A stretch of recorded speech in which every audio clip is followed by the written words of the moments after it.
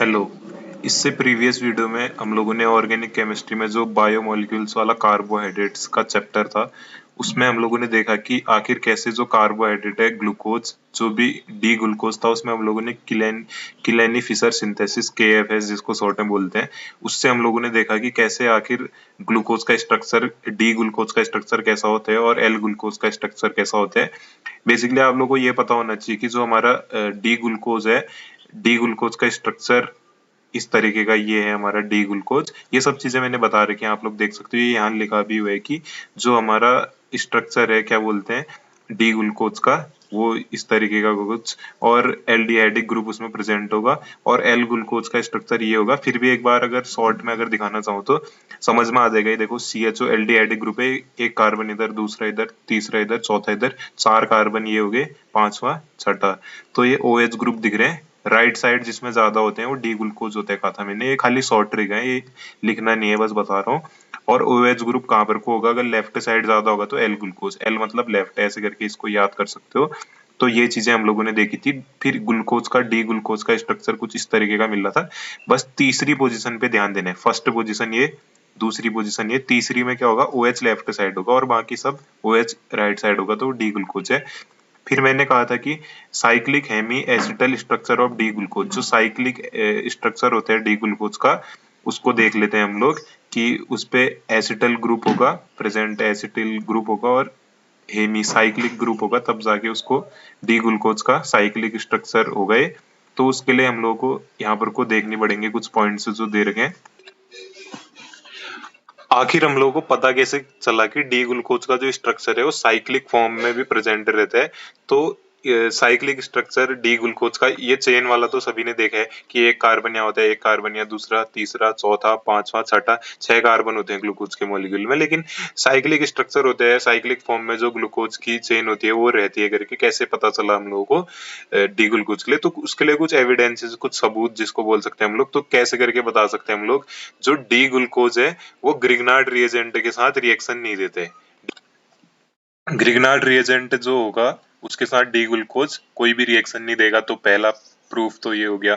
दूसरा है कि जो डी ग्लूकोज है वो कोई भी पीक नहीं देता है। अब पीक कैसे नहीं देता है, मतलब कि कब नहीं देगा ये पीक, कार्बोनिल ग्रुप जो होता है उसमें एल्डिहाइडिक ग्रुप होता है, उसकी उस फंक्शनल ग्रुप की पीक नहीं देता है। कब, IR जब स्पेक्ट्रोस्कोपी इसकी निकाली, जो मैंने कहा भी था कि स्पेक्ट्रोस्कोपी का एक टाइप है, जब इसकी इंफ्रारेड स्पेक्ट्रोस्कोपी करी डी ग्लूकोज की, तो उसमें कार्बोनिल ग्रुप का तो पीक मिला ही नहीं। लेकिन ऐसा कैसे हो सकता है, ये तो ग्लूकोज के स्ट्रक्चर में तो कार्बोनिल ग्रुप है ना, ये कार्बन ऑक्सीजन, इसी को तो कार्बोनिल ग्रुप कहते हैं।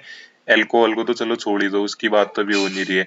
और जो डी ग्लूकोज है वो एसिटल नहीं देता है with 1 mole of alcohol, alcohol के साथ रिएक्ट करके वो एसिटल ग्रुप नहीं देता है। ये भी चीज, एसिटल नहीं देता है, ठीक है, रिएक्शन के बाद, ये भी चीज है। तो इन जो ऑब्जर्वेशन है, बाकी और भी ऑब्जर्वेशन होंगी, आप गूगल वगैरह में देख सकते हो। तो ये कुछ बेसिक ऑब्जर्वेशन थी, इतनी भी बहुत है, बाकी और भी लिख सकते हो आप लोग। तो इससे हम लोग को पता चलता है कि cyclic hemi acetal structure glucose का हम लोग बता सकते हैं।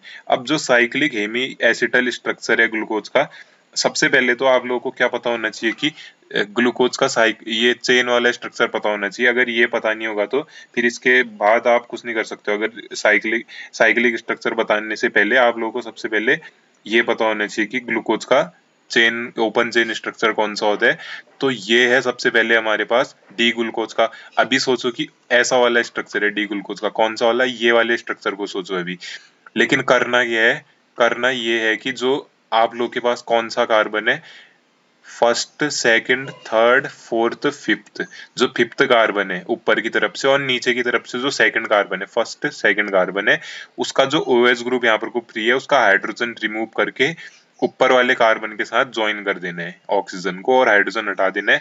तो जो ये डी ग्लूकोज से हमारा बनेगा कॉन्फ़िगरेशन, उसको क्या बोलते हैं, alpha D glucose. Alpha, alpha, ठीक हो गया, अल्फा बोलेंगे।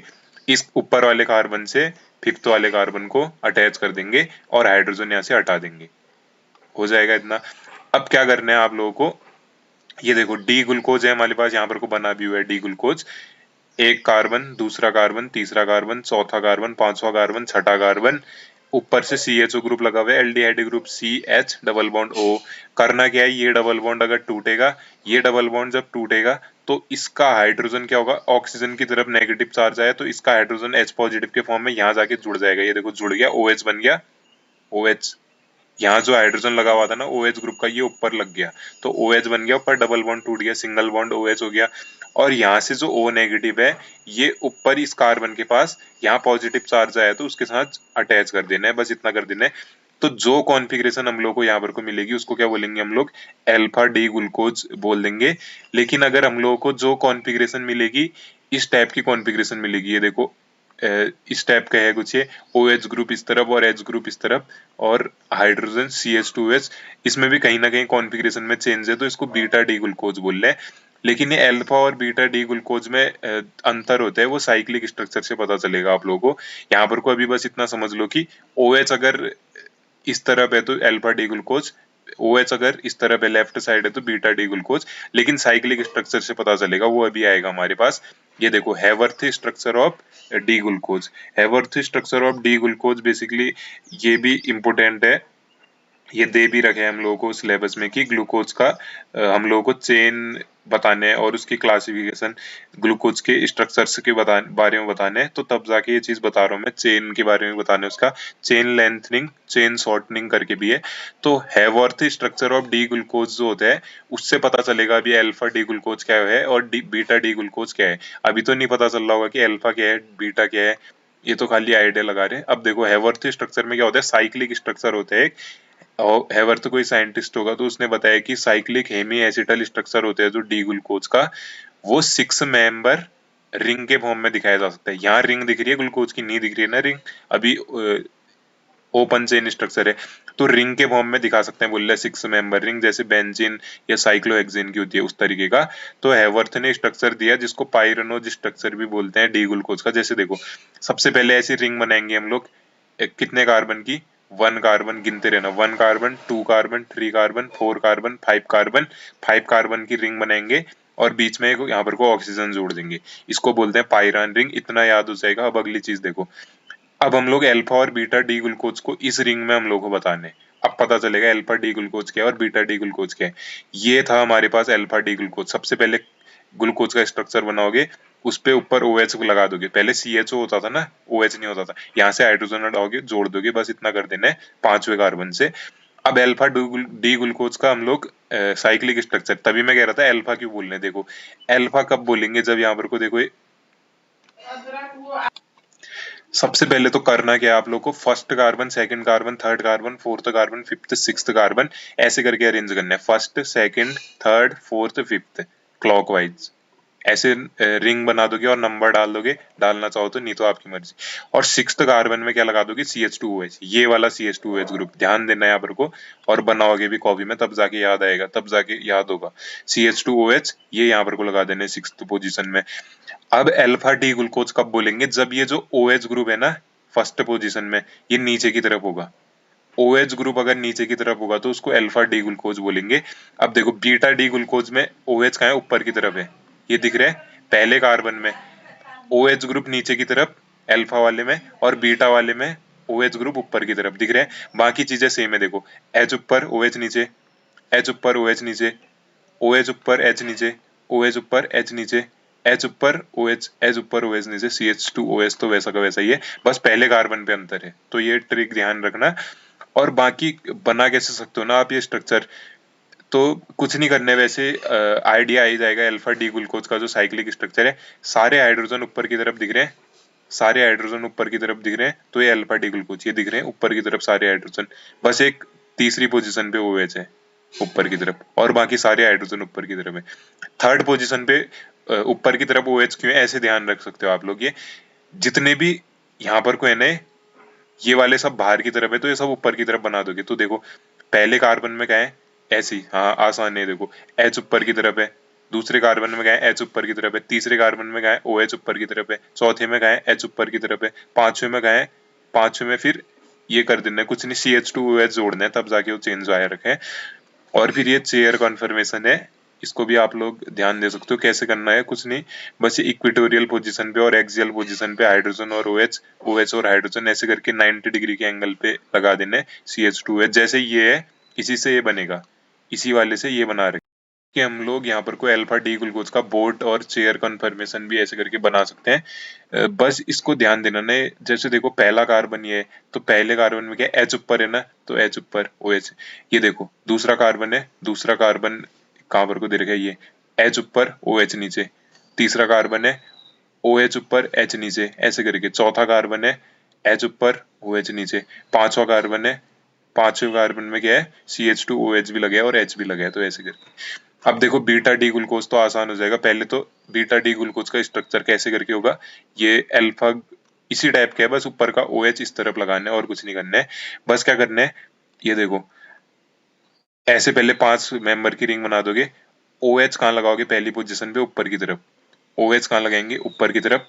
या ऐसे करके याद रखो, देखो ये जो जो ये है ना, ये अब नीचे की तरफ आ जाएंगे, H OH H H। ये देखो H OH H, फिर ये वाले में ध्यान देना है। मतलब अल्फा डी ग्लूकोज समझ में आ रहा है ना, तो अल्फा डी ग्लूकोज में ही क्या करना है, बस पहली पोजीशन में OH को फ्लिप कर देना है, OH ऊपर की तरफ आ जाएगा तो बीटा डी ग्लूकोज सेम हो जाएगा। इतना समझ में आ गया होगा साइक्लिक स्ट्रक्चर। तो ये बहुत ज्यादा इंपॉर्टेंट है, ये चीजें बना दोगे तो लिखने वाली चीजें तो आप लोग पढ़ लोगे यहाँ से, जितनी भी चीजें लिखी हुई हैं ग्लूकोज के बारे में। और बाकी ये साइक्लिक स्ट्रक्चर बहुत इंपॉर्टेंट है, मैंने एक आइडिया बता दिया कैसे करके करना है। फर्स्ट पोजीशन पे ध्यान देना है, अगर OH नीचे तो अल्फा डी ग्लूकोज, और ये कैसे करके अरेंज हुए मैंने बता दिया। और बीटा वाले में क्या होगा, OH ऊपर और बाकी सेम है। फिर ये तो आता ही है आप लोगों को, पहला कार्बन, दूसरा कार्बन, तीसरा कार्बन, चौथा, पांचवा और छठा CH2OH, ऐसे करके हो जाएगा। अब देखते हैं हम लोग chemical properties of D glucose. ये हम लोगों ने पहले थ्योरेटिकली भी पढ़ रखे हैं, यहाँ पर को आप लोग मेरी वीडियोस में और देखेंगे तो रिवाइज होगा। और एक बार इसको अच्छे से आप लोगों को नोट करने, फिर और रिवाइज भी करते रहने, वरना याद नहीं होगा। रिडक्शन रिएक्शन है हाइड्रोजन आयोडाइड और फास्फोरस के साथ, तो कैसी होगी रिडक्शन रिएक्शन, मतलब कि ऑक्सीजन हटेगा या हाइड्रोजन जुड़ेगा। तो क्या होगा, देखो ये हमारे पास ग्लूकोज का मॉलिक्यूल है, एल्डिहाइडिक ग्रुप, 4 कार्बन इधर, 5 छठा इधर, पहला कार्बन 4 इधर, 5 छठा इधर। डी ग्लूकोज है, उसको शॉर्ट में बना रहे। हाइड्रोजन आयोडाइड और फास्फोरस के साथ जब रिएक्शन हो रही है तो ये रिड्यूसिंग एजेंट होंगे एन हेक्सेन, मतलब कि हाइड्रोकार्बन बन रहा है और कुछ नहीं। OH और OH इस टाइप के ग्रुप हटा देने, हाइड्रोजन लगा देने। अगर जब रिएक्शन होगी सोडियम अमलगम भी बोल सकते हैं इसको, सोडियम मर्क्यूरी और वाटर के साथ या NaBH4 के साथ, रिड्यूसिंग एजेंट है ये भी। तो क्या हो जाएगा बेसिकली, ये देखो रिड्यूसिंग एजेंट में बेसिकली यही नहीं होता है कि ऑक्सीजन ही ऑक्सीजन हटेगा, हाइड्रोजन का जुड़ना भी तो रिडक्शन ही होता है। तो क्या होगा, CHO का क्या बन रहा है, CH2OH, CHOH वाले का क्या बन रहा है, ये तो वैसा का वैसा ही रखना है, और CH2OH का CH2OH। आप चाहो तो इस ग्लूकोज को पूरा खोल के भी लिख सकते हो, सेम ऐसे ही यहाँ पर को भी बना दोगे, ये ग्लूकोज का ही तो स्ट्रक्चर है। अब देखो ऑक्सीडेशन रिएक्शन कैसे हो सकती है, oxidation reaction by bromine water, bromine और वाटर के साथ। तो ग्लूकोज का स्ट्रक्चर खुली चेन भी बना सकते हो।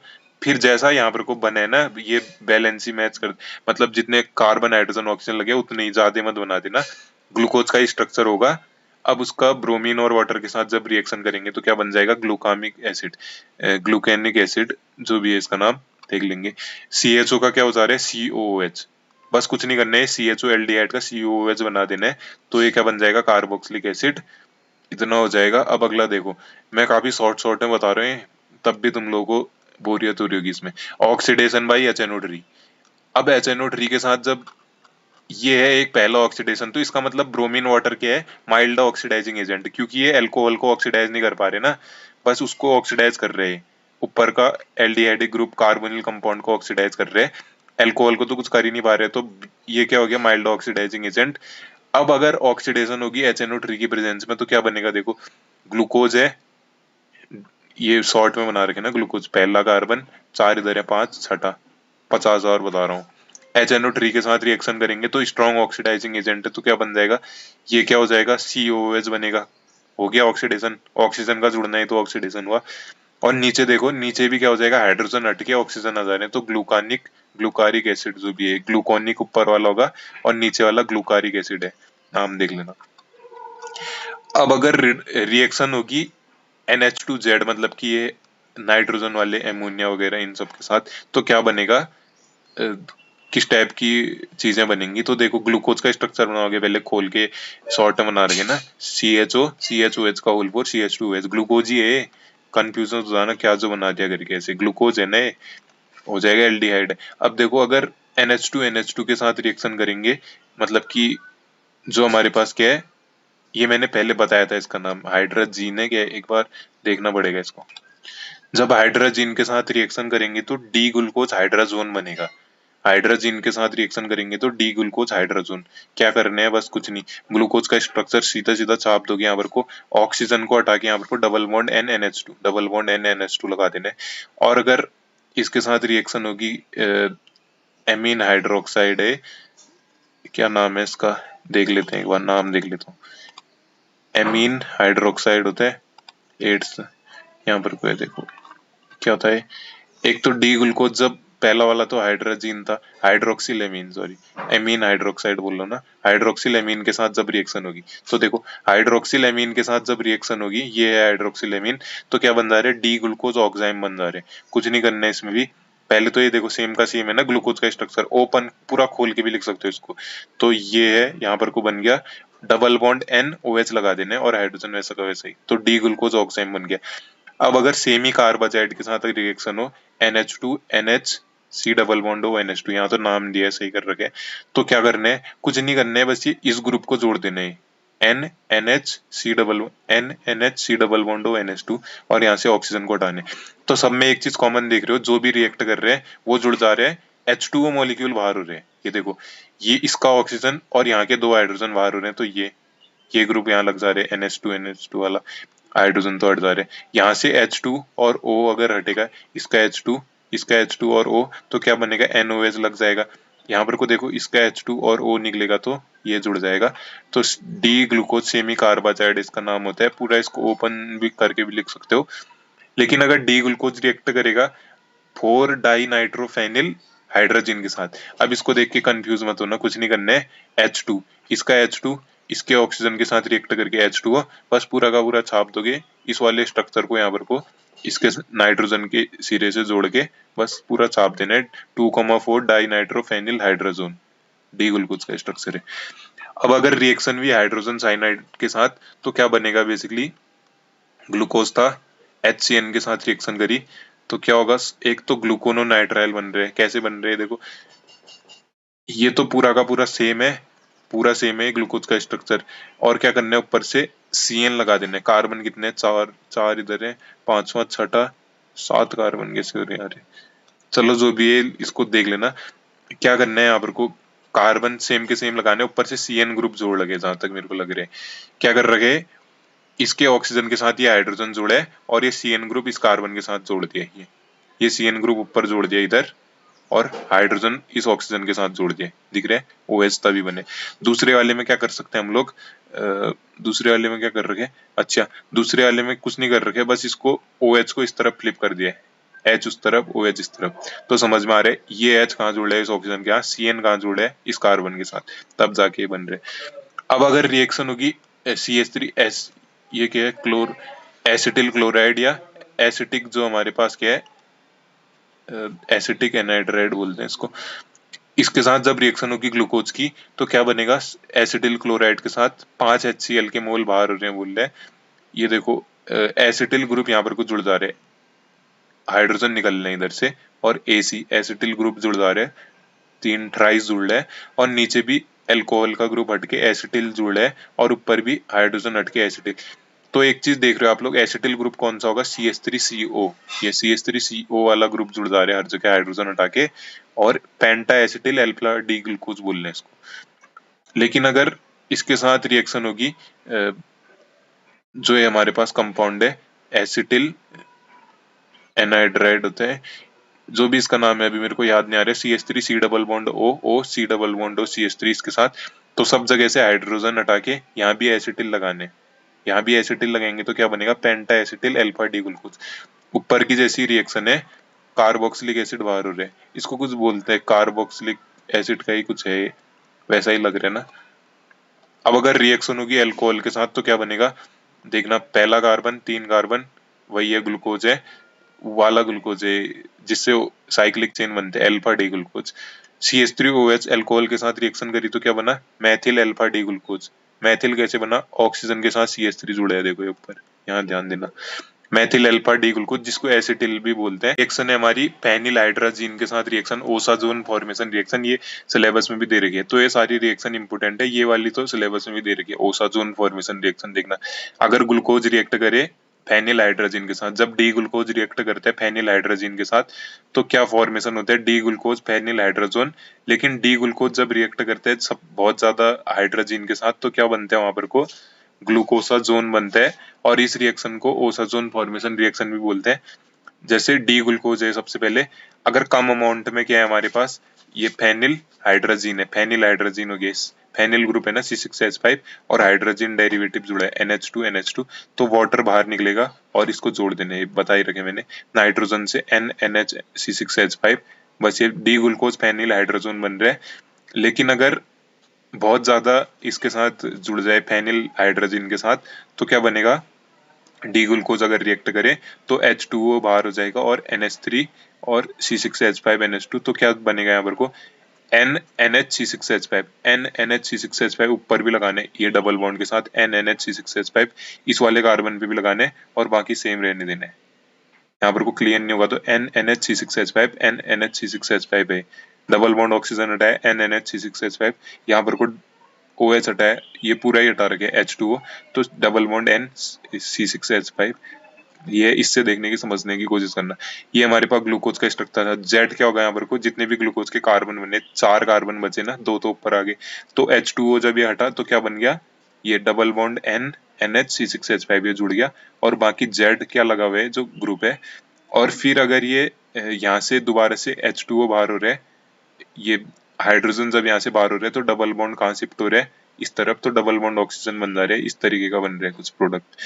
लेकिन अगर यहाँ तक तो कब करोगे, जब स्मॉल अमाउंट उसके साथ रिएक्ट हो रहे हैं, क्या बोलते हैं, small amount of phenyl hydrogen के साथ। लेकिन अगर ज्यादा क्वांटिटी में है तो फिर दोबारा से आएंगे फेनिल हाइड्रोजन के 2 मोल और है, फिर क्या होगा यहाँ पर कुछ जो डबल बॉन्ड ऑक्सीजन है ये हट के फिर और NNHC6H5 लग रहे हैं, ये NNHC6H5, इसी वाले को दोबारा से जोड़ देना है, बस ये बनाने है। और जेड क्या होगा यहाँ पर को, ये 4 कार्बन होंगे ना, 3 कार्बन ये हो गया, चौथा ये हो गया। तो ये हो गया हमारे पास ग्लूकोज की कुछ रिएक्शन पूरी। अब कुछ मेन चीजें और बची होंगी तो उनको भी हम लोग देखेंगे।